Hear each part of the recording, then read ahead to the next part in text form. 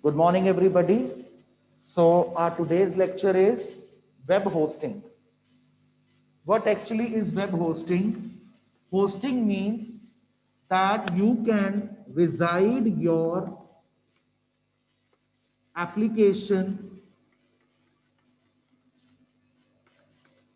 onto the web server.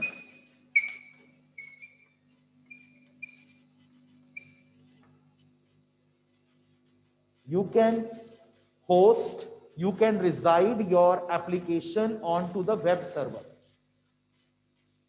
The company that is providing this facility is called the hosting company or the web host. The hosting company or the web host.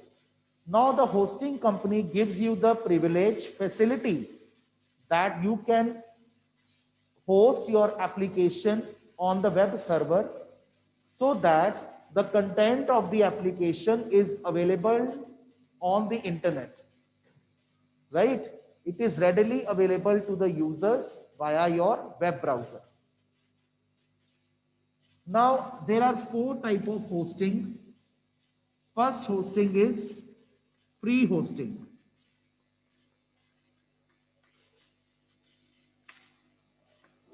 Free hosting means that the hosting company is providing you the facility to host your application, your web application on the server without incurring any cost. Free of cost, you can store your application on the server. When you are storing your application on the server, no charges will be put onto you people. It is totally free of cost, right?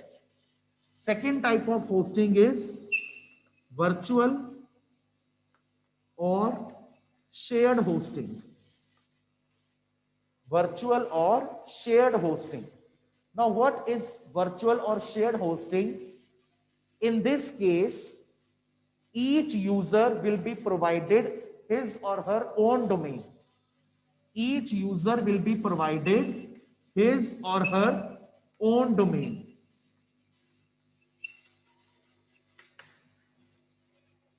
And you can access your data 24 into 7. Anytime you can access your data by using your login ID and password.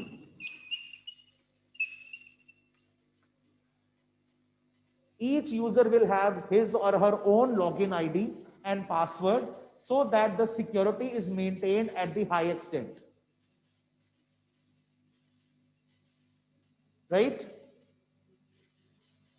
Now here sharing means that you have been given your own domain, you are sharing the location with the other persons.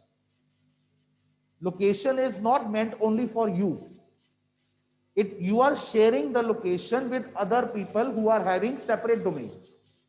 Like for example, school is having the result site, right? So school has been given their own domain, own login ID and own password using which school can access their result. Similarly, it may happen that the hosting company has given a domain to other school also. So location web server is shared by two or more users. It is not like that web server is only shared by you people, right? Third type of hosting is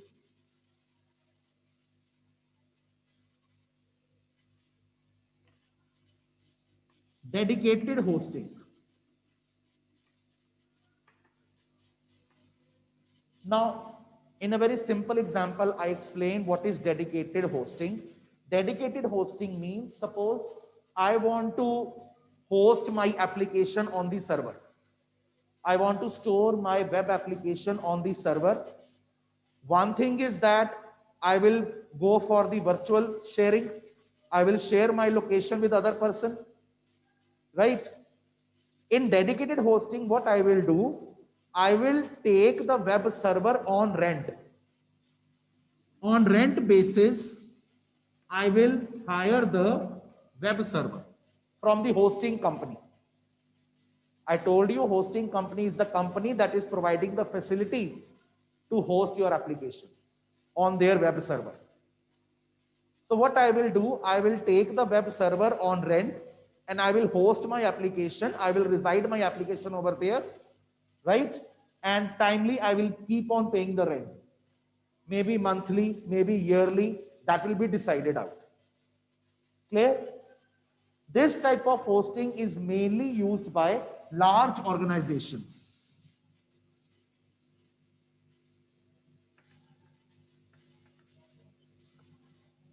For example, shopping malls, right? Fourth type of hosting is co-location. Co-location hosting. Now in dedicated, I told you that you can hire the web server on rent basis.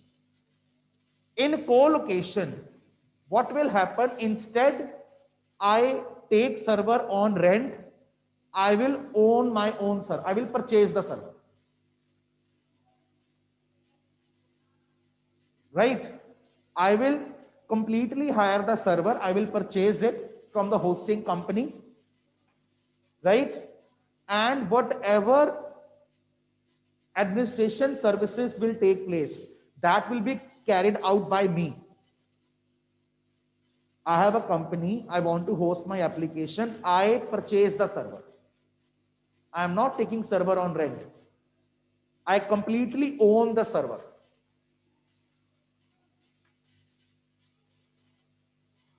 All these server related administration tasks will be carried out by me. But if there arise any physical requirement, that will be carried out by the hosting company. Suppose there is any technical fault coming or any physical requirement comes that is necessary for the server, then I can take help from the hosting company.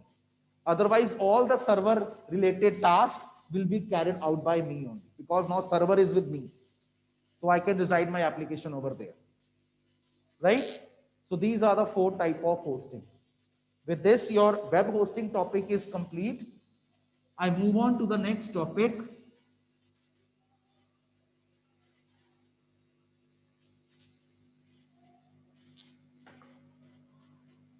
Communication channel.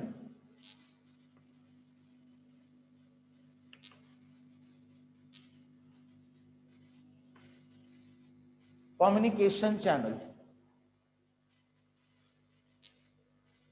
Now by name it is very much clear. Channel means a medium.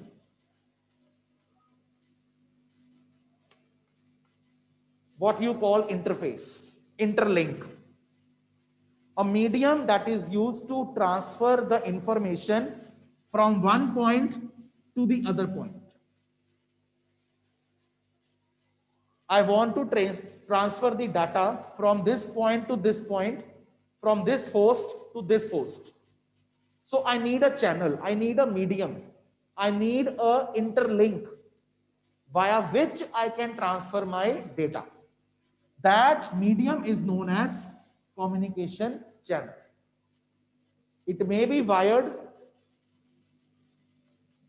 or it may be wireless. Wired, you understand, with the help of wires. Wireless means without wires. Maybe by air. The signals are traveling by air. No use of cabling is done. Here I'll be using the cabling. Wireless means without cabling.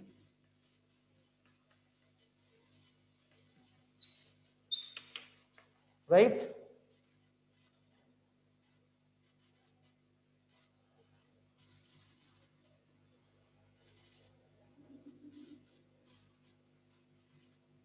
Now another term that arises here is called baud. B-A-U-D, baud. Now what actually is baud? Baud means I am transferring information via communication channel. How much capacity a channel has to transfer the information. what is the capacity of a channel to transfer the information. I want to measure that information, the quantity, that how much capacity the channel has. In order to measure that capacity, I have a unit that is called baud. I have a unit that is called baud. Got it? Baud and BPS, they are almost the same, not much difference. What is BPS, small b? Small b means bits per second. If you want to measure the speed of information, the speed of information can be measured by a unit called BPS. And when B becomes capital, that is known as bytes per second. That is called bytes per second. Clear? Online students, am I clear up till here?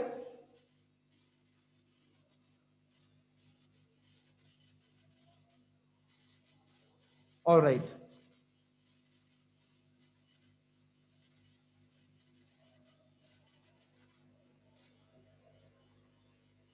Next comes your term, bandwidth.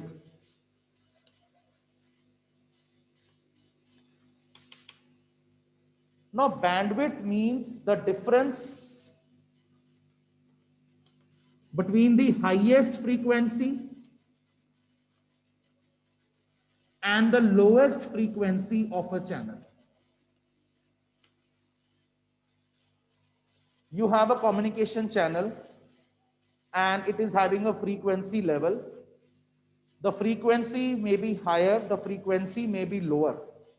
The difference among the high and the lowest frequency of a channel is known as your bandwidth.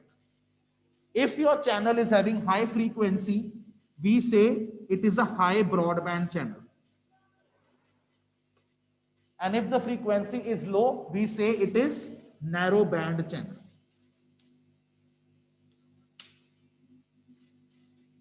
Higher the bandwidth, we say it is high broadband channel. If the bandwidth is lower, frequency is lower, we say it is a narrow band channel. Right? And in order to measure the frequency, you have a unit called hertz. If you want to measure the frequency is measured in a unit called hertz. And what is hertz? Cycles per second. Right? Clear?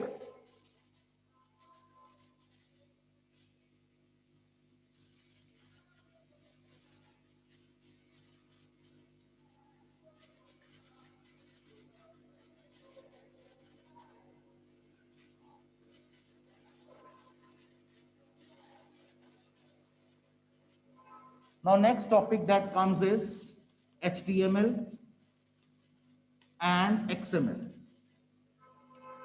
You might have studied in 10th class HTML and XML. HTML basically is a document layout plus hyperlink specification language.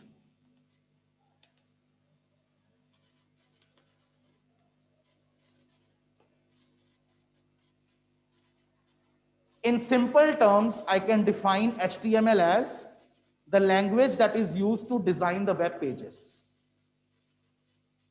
HTML tells the browser, informs the browser how to display the content of this particular document. Because when you create the web page, you use various tags, you use various attributes. So HTML informs the browser about how to display the data. Right? XML is used to carry the data. Basically, XML deals with the document that provide structured information.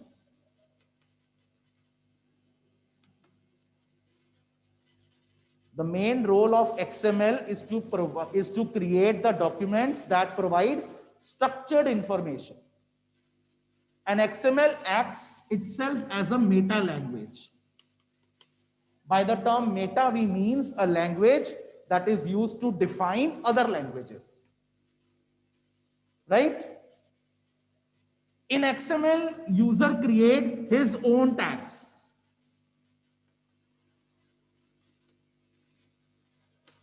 But in HTML, you have to use the predefined tags which are already inbuilt. You cannot create your own tags. You have to use the predefined tags. Right? Now in XML, each opening tag will have parallel closing tag. Suppose I created a tag name.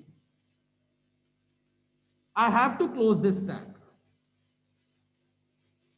Closing is mandatory. Closing of tag is mandatory in XML. Every opening tag must be closed. But in HTML, there are some tags which are empty tags. Like for example, BR. You didn't have to close the BR tag. Image tag, no need to close the image tag. It is empty tag. HR, again empty tag. Right?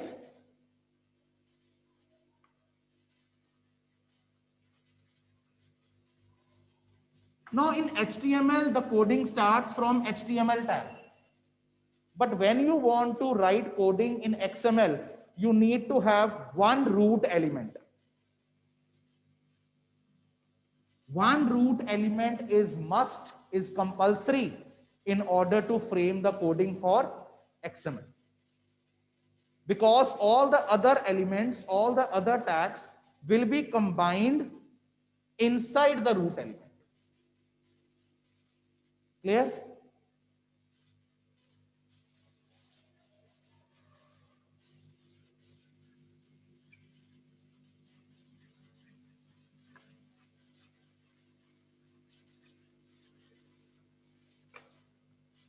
Just a minute. All right. Your next lecture is topologies. Most important one. Topologies. The general meaning of topology means the layout, the physical layout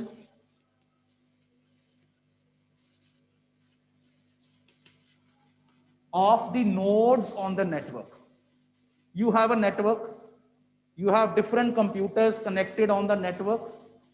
How the computers are interconnected, what is the physical structure of the computers which are on the network,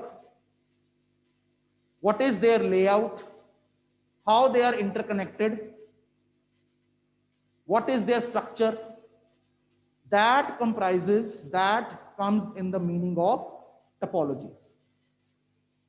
Now, while selecting a good topology, there are certain factors which are involved. First factor is cost. There are certain factors that are to be considered while selecting a good topology. First is cost. A good topology is that which incurs minimum cost.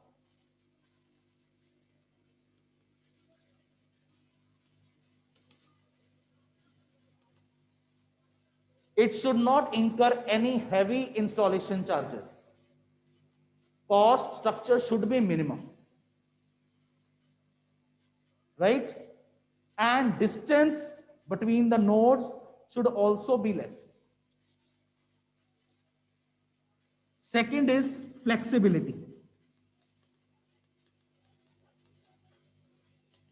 Now, flexibility means, suppose I'm having an office. My office space should not be so rigid that I cannot make any changes in that. Suppose I want to shift my table. I want to change the layout of my office. I want to shift my table on the right side, or I want to shift my almirah on some other side. So I should have sufficient space for that. My room should be flexible enough so that any changes which I perform can be easily accommodated. A topology should be such that is flexible in nature. You can easily add the nodes.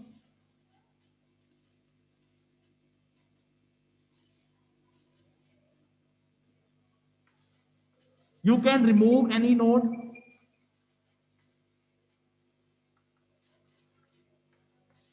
Without any trouble. Suppose any node is not working properly. That is a fault node. So you can isolate it. You can separate it without disturbing the rest of the network. Right? If you want to add more nodes, your topology, your structure should be flexible enough that new nodes can be easily added without affecting the structure. Right? Third is reliability. A topology, a suitable topology, a good topology should be reliable in nature. Reliability means, suppose while working, any node is giving error. So my structure should be such that I can easily isolate it. I can easily isolate that particular node from my network, and my rest of network is working properly. The removal of one node should not affect the other nodes. It should not affect the entire network. Right? Now, various type of topologies that are available are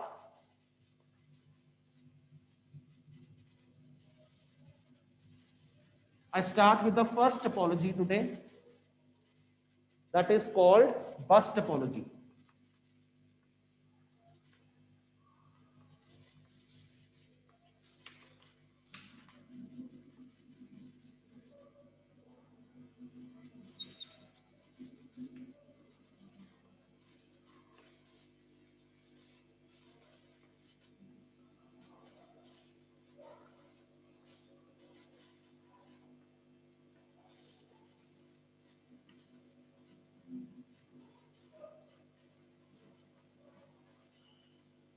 Consider these as nodes,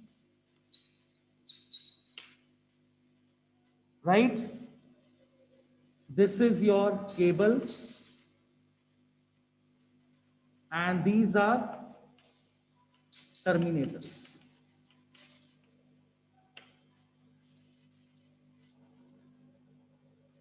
Bus topology is also known as linear topology.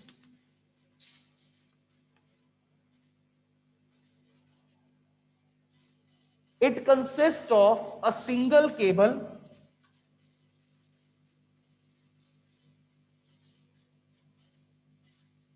onto which the nodes are connected, onto which nodes are attached, nodes and other peripheral devices. They all are connected on this single cable. This single cable in bus topology is also known as backbone.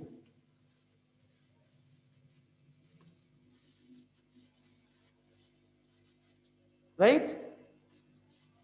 If any user wants to send data to any other host, suppose this host wants to send the data packet to this host, the data will travel along the bus, along this cable. The packet, the data will be received by each station. They will match their address with the address that is mentioned on the data packet. If the address matches, so they will receive that data packet. If address doesn't matches, the data packet will again be released on the cable. And once the desired destination host receive the packet will come here and it will be absorbed by the terminator. The packet will be removed by the terminators. The terminators at both the ends are meant to absorb the signal, to remove the data packet. Right? Now, what are the merits, advantages of this network? It is simple to set, simple and easy to set up. Not much expensive.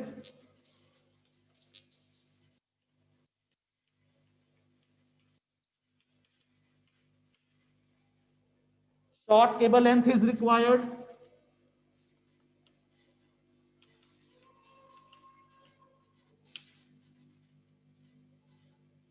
Right? Now, what are the demerits?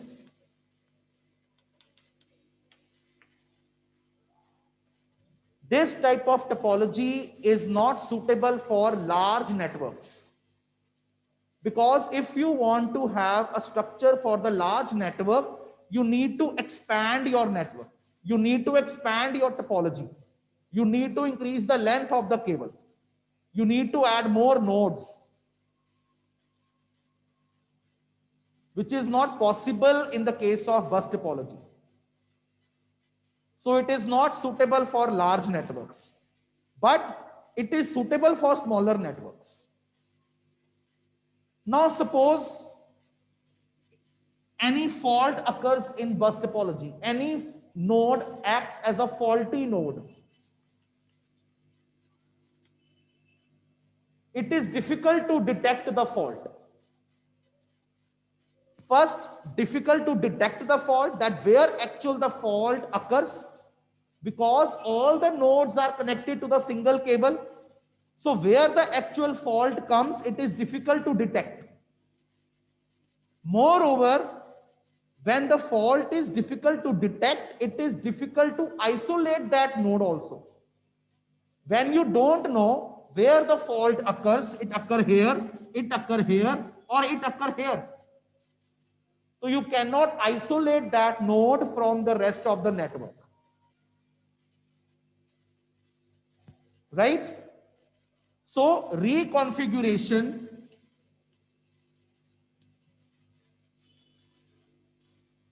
is a difficult process in a bus topology. Reconfiguration general meaning means suppose this node is fault. It is giving the fault. I remove the node. I didn't affect the rest of the structure. My rest of structure is working normally. The removal does not affect the rest of the structure.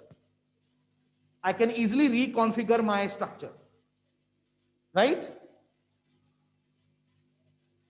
Clear?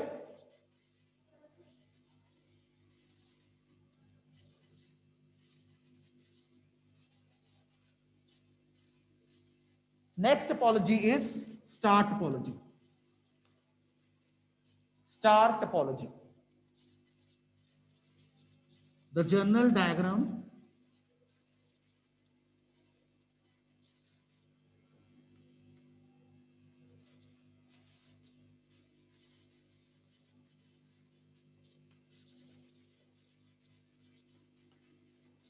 now see. In star topology, these are the nodes. I am just giving name to the nodes A, B, C, D. And this is the central node.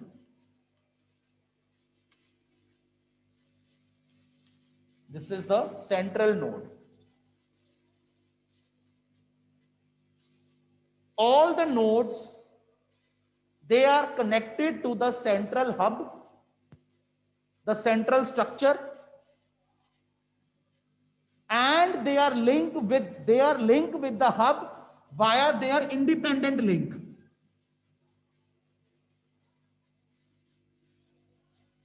One node is not dependent on other node. Each node is connected to the hub via their independent links.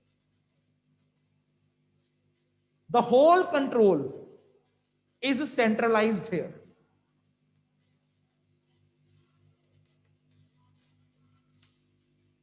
By centralized control, I mean the control is actually in the hands of hub.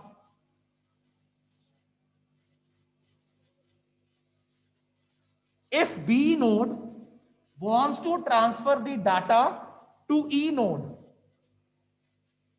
the data first of all will go to the central node. Hub will check the data packet that it is recommended or it is for which node. It will check the address, that what is the destination address mentioned on the packet. And then it will release the packet to the desired destination only. Now, when packet is actually being delivered to the correct destination, not to any other node, speed becomes fast. Where in the bus topology, the data packet was received by every node. So speed of transfer, the data transfer speed was much more in bus topology. But here speed is much higher. That was time consuming. In bus topology, it was time consuming process. Packet takes too much of time to deliver to the destination. But in star topology, the packet is received in a minimum possible time. Speed is high. Now suppose this C node stops working. The fault comes in the C node. No problem. You can eliminate this node. The elimination of this node will not affect the rest of the network because the link of the node is with the hub. If I want to add any new node, I can easily create a separate link and I can add the new node. So reconfiguration is also easy. The detection of the fault is also easy. Isolation is also easy. Moreover, it is suitable for large networks. But here comes one major problem. The major drawback of star topology. The major drawback is if central hub fails. Suppose problem comes in the central hub. The central node goes fail. The whole network will go down. Because the entire network is dependent on the central node. And if the central node got breakdown, it will affect the entire network. This is the biggest drawback of star topology. If single node fails, it will not disturb the network.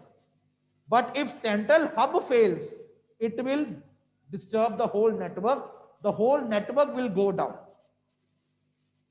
Moreover, as compared to other topologies, it is a costly project. Right? So these are the two major drawbacks of star topology.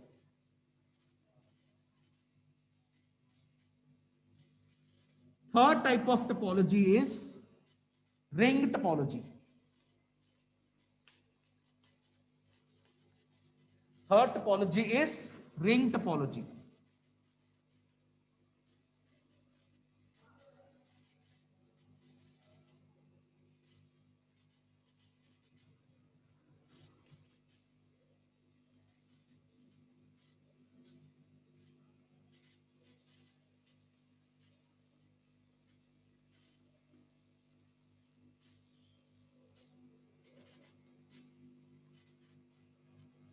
In the shape of ring.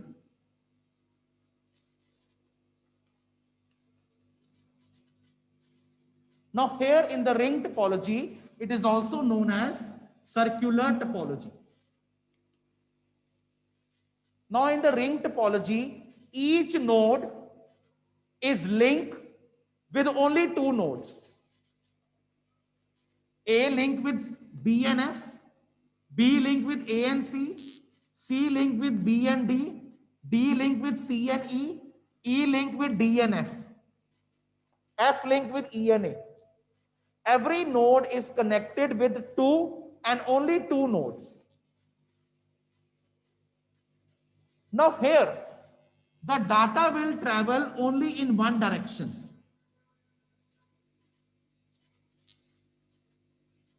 Whether clockwise, whether anti-clockwise. That is decided earlier. But in star and bus, the data can travel in both the directions. From sender to receiver, receiver to sender. Here data will travel only in one direction. The node which wants to send the data to the other node, it will release the data packet here. The data will be received by the immediate node which is connected. If it is meant for it, it will take the data. Otherwise, it will send data to the rest, to the next node. So likewise, it will go to every node, and when the data packet reaches the destination node, they will copy the data and they will release the packet. But if the node to which the data has to reach is not there, the data will again go back to the sender only, and sender will remove the data. Now here the biggest drawback is, suppose B node gets failed. It will affect both the nodes which are connected with B. It will affect A also. It will affect C also. So failure of one single node will bring the entire network down. And moreover, isolation is also not easy. It will break down the whole structure. But one biggest advantage of ring topology is, since the data has to travel in one direction, the speed of data is very high. And when speed of data is so high, this topology is most suitable in the case of optical fiber.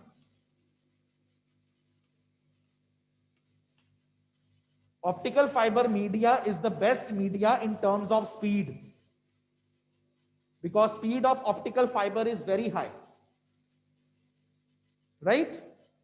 So I stop my lecture here only.